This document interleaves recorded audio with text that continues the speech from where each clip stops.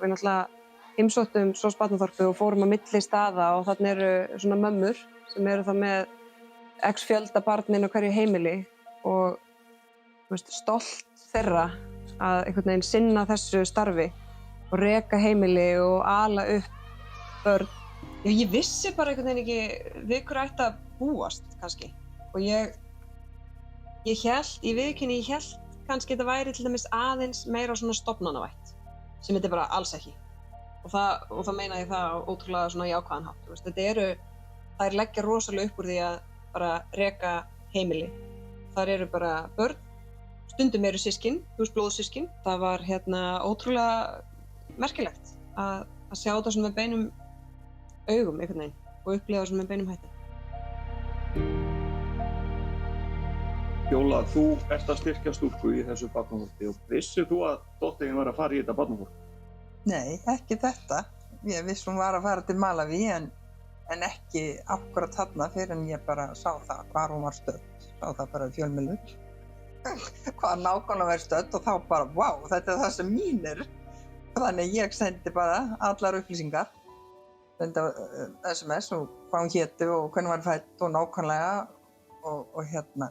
og svo fæ ég bara svona svar, ég sem var þar í gær. Ég bara, vá, getur ekki fara aftur eða... Næsta dag var bara löng dagskrá, en að henni lokinni, bara rétt fyrir kvöldmat, þá ákveðum við að fara sem sagt aftur í þorpið og athuga hvort við gætum hitt hana. Þannig að við ég bara afritaði þessi skilaboð frá mömmu og kom áleiðis og þar auðvitað bara var stúlkan ennþá. Þannig að við gerum okkur aðra ferð og hittum hana og tvíburasystur hennar. Þær eru alveg ótrúlega ólíkar týpur.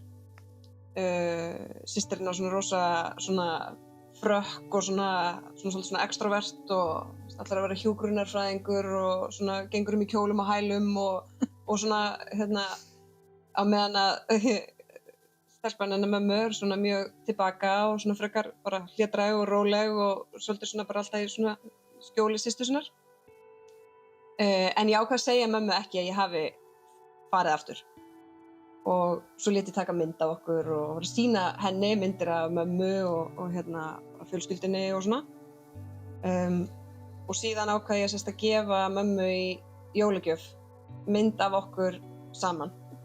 Og þetta var bara byrjun desember og svo náttúrulega bara á aðfangadag mamma og pabbi heima hjá okkur í Kópavoginum og tengdamamma líka.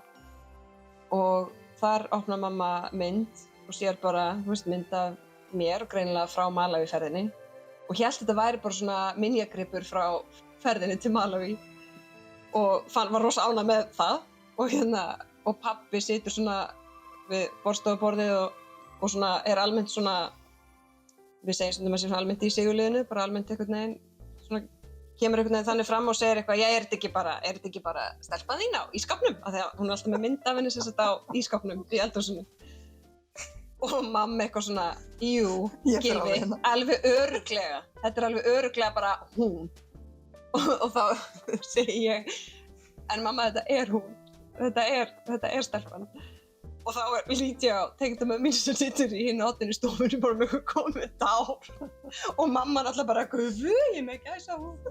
Og fannst þetta mjög svona, og þetta var ótrúlega gaman sko. Og tengdamamma hálf skellandi í stofunni. Þannig að þetta var ótrúlega eftirminnilegt og krakkarnir alltaf, ég var búin að setja börnin mín sko inn í þetta. Við varum að fara að gefa ömmu mynd og mætti ekki segja hver þetta væri og svona. Þannig að það var mikill spenningur, þetta var aðalgjöfin, þetta kvöld sko, fyrir alla, þegar vissu allir nema mamma og pabbi. Fjóla, þetta er nú ekki gjöf sem maður kaupir út í Costco. Nei, og þetta er ekki gjöf sem þú býst við, sko, eins og þú segir, ég hélt þetta væri bara eitthvað svona, bara minningar og hún væri að sýna mér eitthvað í rauninu og svo bara segir eins og Gylfi þetta og ég bara, nei, og svo bara alveg, vá, jú, alveg, og það var eins sem maður bara klökknaði, sko, þetta var alveg rosalega sérstakt. Ég aldrei eftir að upplifa þetta aftur. Þú ert búin að fylgjast með þessari stúlku svolítið lengi. Þannig Já, að þú ert gefur gjafir Og það sem var svolítið, þegar ég fekk hana fyrst, af því þegar ég er lítil, að þá var ég, Jú, segðu það. Segðu það. já, þegar ég er lítil, þá er ég rosalega dökk. Og í þá daga var bara ekki mikið af útlendingum á Íslandi. Og ég fekk ofta að heyra það að ég væri ekki íslensk. Og hvaðan pabbi minn væri og ég væri eitthvað svona barn. Nema svo fæ ég, fyrst ég fæ hann og fekk þá stóra mynd. Ég er ekki með hana, stóra mynd af henni. Bara og þá er hún svo lítil, sko. Og þá var bara systur mínar sem var alveg bara, þetta gæti nú bara verið þú, þegar þú varst lítil. Ég er nefnilega yngst af 7 systrum. Og þetta var eins og þegar þú varst lítil. Þannig að það svona alveg stakk mig svolítið. Og svo er eitt sem langar að segja, það sem ég er búin að, sko, líka, maður er búin að heyra í gegnum árin, það er alltaf margir sem að styrkja og eru með barn og mikið meir en það.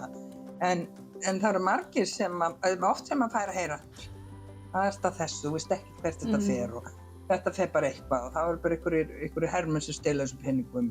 Þú veist aldrei hvert þetta skilar sér ekki. En við verðum bara að trúa því að þetta skilir sér, þú veist, þeir sem að taka þátt í þessu trúa því náttúrulega. En núna get ég nú aldrei sagt að ég fæ að heyra þetta því mér hefur aldrei dottið í hug að ég fengi svona rosalega sönnum fyrir því að þetta er að skila sér. En það var það sem hún líka sagði, sko, þegar við vorum búin að fara í gegnum það bara, nú skal ég sko segja hennar. Þú hefur verið að styrkja börn hjá SOS Barnahjálp síðan 2015. Það var til þess að byrja þér á því?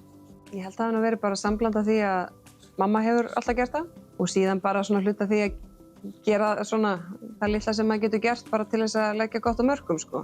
Og maður minn var skiptinemi í Paragvæ, þannig að ég eiginlega stakk upp á því að við myndum styðja við barn þar.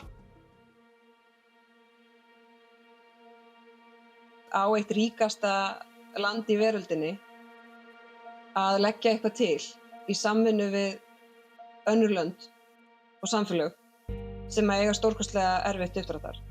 Og mér finnst stundum líka virka að benda á það að þetta sterka samfélag sem við búum í og ríka, það er nú ekkert mjög langt síðan að við vorum sjálf að þiggja þróunaraðstoð. Allt til ársins 1974 vorum við að fá í rauninni fjármagn til að mynda í gegnum Alþjóðabankann af því að við flokkuðum sem þróunarríki. Þetta er 1974. Því er mjög auðsvarað að sjálfsögðu á eitt ríkasta land í heimi að skila sínu í svona verkefni. Allavega ríki sem tekur sig alvarlega. Lífið er flókið, sko, og verkefnið klárast aldrei. Það klárast aldrei að bæta lífskjör fólks.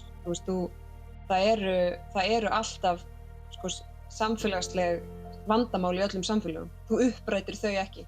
Þú gerir það ekki heldur þó þú hættir að taka þátt í þróunarsamvinnu. En svo höfum við bara, það er svo mikil hraði hjá okkur.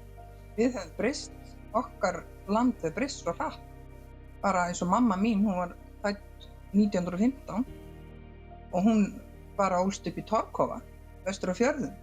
Hún er mamma mín, sko, amma hennar, Þórdís. Og það þú telur til 74, ég meina við þá nú og fengum aðstoð. Ef gosið var í Vestmannaeyjum, ég meina þá er ég unglingur, þá er ég 14. Þannig að við höfum alveg þurft á þess að halda alveg eins og aðrir. Við hefum bara að gefa, þú getur ekki endalst, það er alveg sama hvað væri ríkur.